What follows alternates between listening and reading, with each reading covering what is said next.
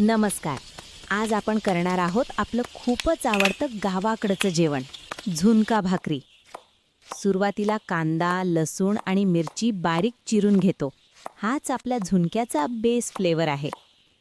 कढईत थोडं तेल गरम करून मोहरी, जिरे, हिंग आणि कढीपत्ता टाकून फोडणी करायची. याच फोडणीतून सुगंधी झुणका तयार होतो. आता त्यात कांदा लसूण मिक्स करून परतायचं.